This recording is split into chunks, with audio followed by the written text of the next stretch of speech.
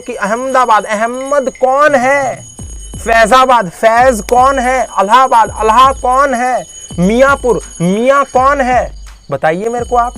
फरीदाबाद, फरीद कौन है? लैंसडॉन, लैंसडॉन कौन है? माउंटबेटन कौन है? इन लोगों ने तुम्हारी संस्कृति को तोड़ दिया, तुम्हें गुलाम बनाया, तुम्हारे ऊपर जास्ती करी, तुम्हारे पूर्वजों को मारा। क्या लेना देना था फैज का? क्या बख्तियारपुर, कौन था बख्तियार? जाएंगे बख्तियार के इतिहास में तो पता चलेगा ये नालंदा को खत्म करने वाला बख्तियार था। आप एक भी देश बताओ जहां पर इस तरीके के अपने विनाशकों के प्रतिचिन्ह आज भी हो, मुझे बताइए। जिसने तुम्हारी शिक्षा व्यवस्था को जीरो कर दिया। और क्यों करा मालूम है आपको? जानकर के आप आश्चर्य करने लगेंगे।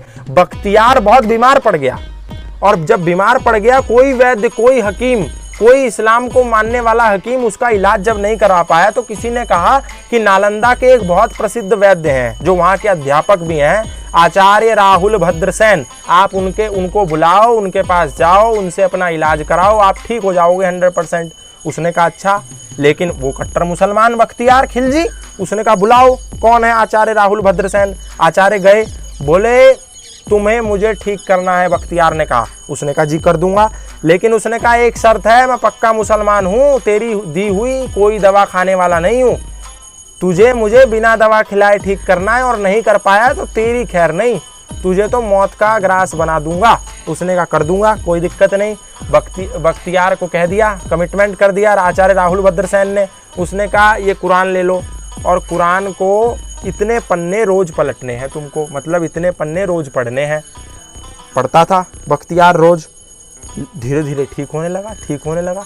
जो मृत्यु की चौखट पर खड़ा था बख्तियार खिलजी, वो ठीक हो गया। तो क्या कारण था, कैसे ठीक हो गया? तो पता चला कि राहुल भद्रसेन ने कुरान के कागजों पर दवा लगा दी थी, कुरान के कागजों पर दवा लगा दी, ठीक हो गया। उसने कहा इतनी तगड़ी विद्या भारत के सनातन धर्मियों के पास कि मेरा कोई हकीम ठीक नहीं कर पाया, इस्लाम को मानने वाला, ये आयुर्वेद के पुजारी कैसे ठीक कर गए? बुलाओ उसको। मारा, और वहां से आकर के पूरा नालंदा विश्वविद्यालय खत्म कर दिया। उससे पहले भी 2 बार आक्रमण हुए थे अलग अलग लोगों के, लेकिन नालंदा फिर खड़ा हो गया था। लेकिन उसने ऐसा आक्रमण किया कि 90 लाख पुस्तकें थी वहां की पुस्तकालय में, सबको जला दिया, सबको मार दिया, सबको खत्म कर दिया। और आज दुर्भाग्य यह है कि हमारे बीच वो महान विश्वविद्यालय नालंदा नहीं है, जहां पर दुनिया के लोग आते थे पढ़ने के लिए और बाहर जाकर के सनातन धर्म का प्रचार करते थे।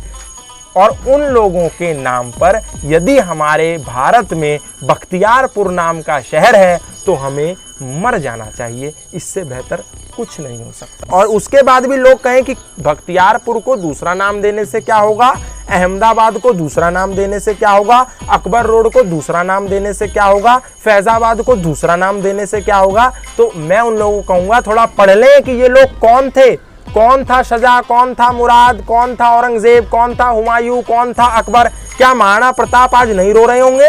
क्या छत्रपति शिवाजी की आत्मा आज उचाट नहीं हो रही होगी? क्या उन लोगों ने जिन्होंने शहादत दी, उनके नाम पर कोई शहर, गोविंद सिंह नगर, छत्रपति शिवाजी नगर, अकबर की जगह महाराणा प्रताप रोड कहीं नहीं देखने को मिल रही? लेकिन इस सरकार ने थोड़ा करना शुरू किया, अभी राजपथ को उन्होंने कर्तव्य पथ कर दिया। तो ये सब फैसले स्वागत योग्य हैं। अपने गुलामियों की निशानियों को खत्म करो, हटाओ, नहीं तो आने वाला समय फिर ऐसा होगा। ये सही कर रहे हैं जो कर रहे हैं। दूसरा